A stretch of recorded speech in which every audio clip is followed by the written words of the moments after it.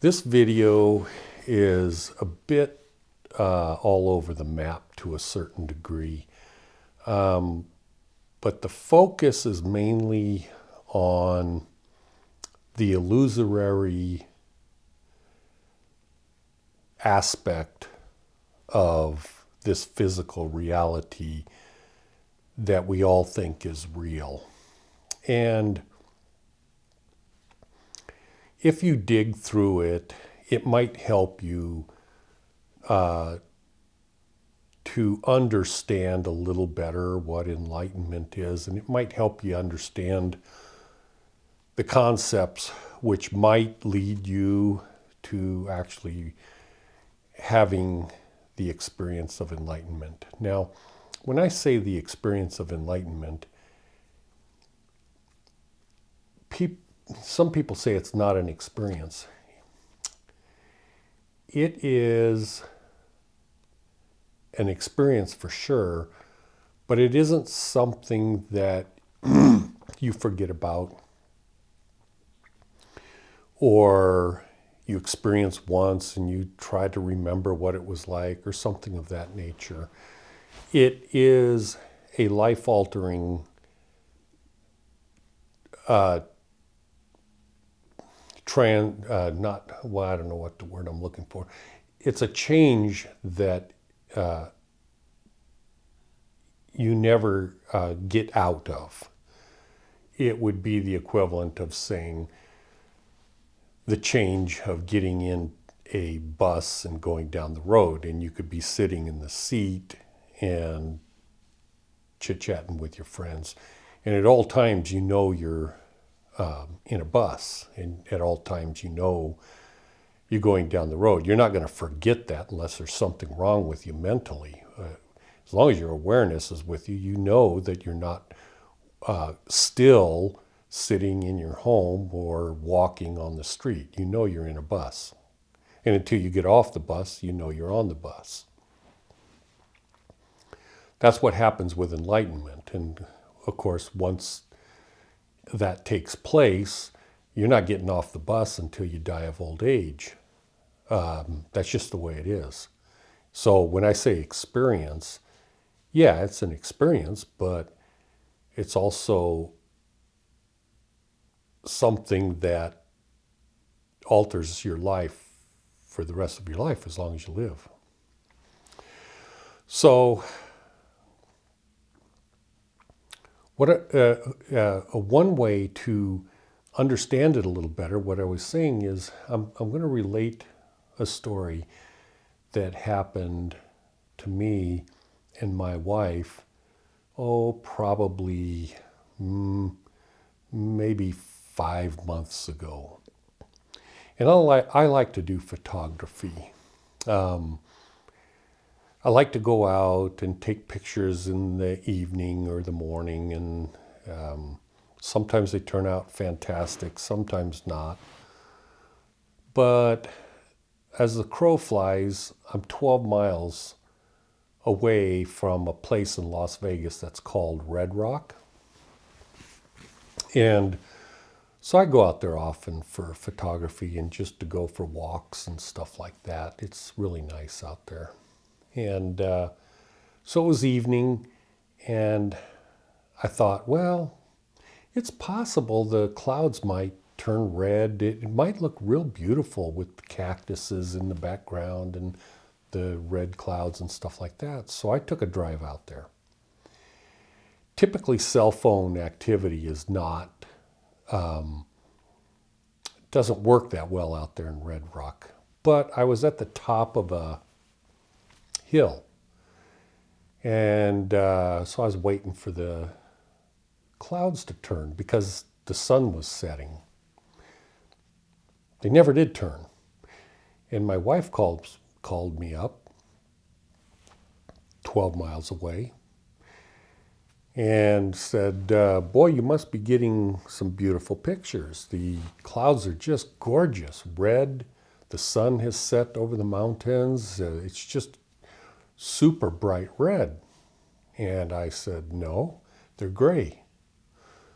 She says, well, I don't know where you're at. I know where Red Rock is, and I'm looking out my window. She has a sewing room, and she can see the mountains of Red Rock. She says, no, they're red.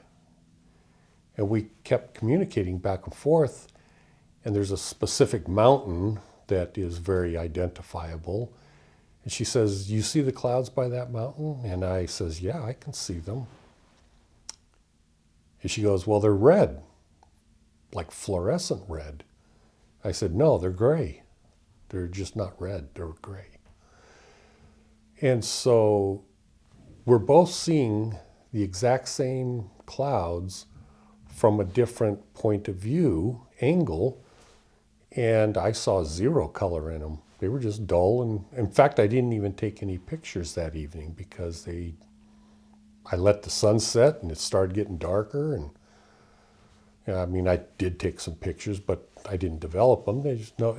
Nothing was worthy of taking the pictures. So now let's jump ahead and talk about quantum mechanics. And the scientists now are saying, well, you can see the same thing in two places at once, and it's not there unless you observe it. And so, the scientists can't quite grasp what's going on. An enlightened person can. But what's going on is this reality that you think is real is not. It's an illusion. It isn't real. There is no tangible physical properties of anything. In fact, the physicality of property, meaning something solid, a rock or whatever, not only doesn't exist, but cannot exist anywhere in the universe or any universe. It just doesn't exist. There's nothing. All there is illusory realities created from the figment of God's imagination into what we are participating in. So she sees the clouds red, I see them gray. It's like a rainbow. You can look at a beautiful rainbow from this direction, but if you were up above looking down, it wouldn't be a rainbow. You create the rainbow by looking at it.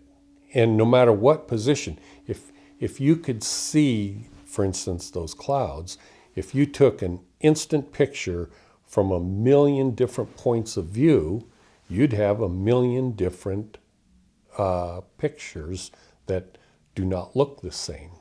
They would have different colors to them, different sizes, all kinds of things. You could take an MRI of your body, cross sections and everything, and then they put it all together and go, say, this is what's in there. That's kind of like what is taking place. So my point being is, since reality is an illusion, and you create it by coexisting or co-creating by just the fact of looking at it. This is one of the reasons Jesus said you should not, or at least be very careful about how you judge other people. And he says, love yourself, your neighbor, and God.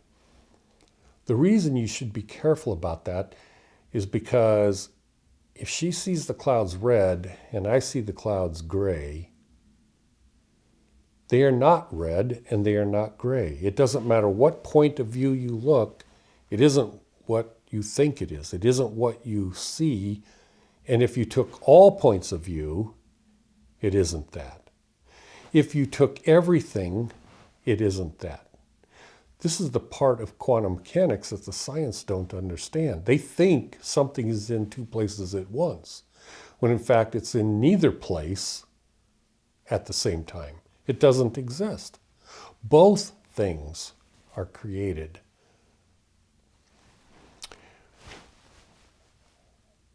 So when you judge people, We have wars, murders, all kinds of things going on.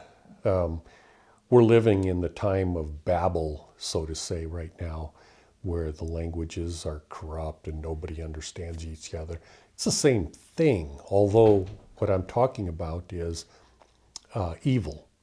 This is the Kali Yuga and days. And so people see what they want to see. They see evil, they see all these terrible things, so they take up arms to shoot at each other. All this war and contention and everything, you're creating it yourself. And of course, when people pigpile, so to say, on someone, they in fact retaliate, not because they are the instigator of that problem, but they're just reacting to it. And everything is a reaction to something.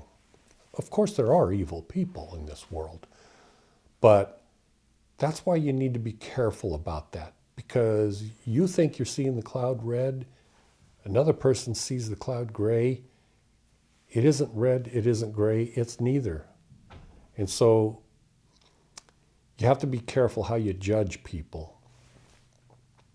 I know I'm sounding kind of random here, but it all boils back to enlightenment. If you ever get to the point where you start to realize this reality is an illusion, nothing's real, then you have to question yourself, if nothing is real that is physical, what actually is real, and who's creating this illusion? When you get to that point, and you know beyond shadow of a doubt that this reality is not real, and then you start to question it, maybe then, if you've got a heart that is filled with love and humility, and you question the creator of this reality, you are a creator also, by the way, because you co-create in this reality. If you are greedy, for instance, you create greed. If you love, you create love. So yeah, you create. So the point being is, if you get to that point in your life and you question, it's possible you might become enlightened. And then, as I said in my last video, enlightenment means that spiritually, not necessarily in your head, I'm just pointing to this because that's where it seems to be, you know, they say the third eye or whatever, that's where, anyways, enlightenment means that your spirituality is at the speed of light, essentially. It's everywhere, at all times, instantly. You have access to everything in an instant, without time playing a factor. That's kind of a bizarre video, but I wanted to make it, and who knows what I'll do next. Anyways, I appreciate you watching, and I hope you guys have a good day and survive these crazy, crazy times that we're living in right now. Thanks for watching. Bye.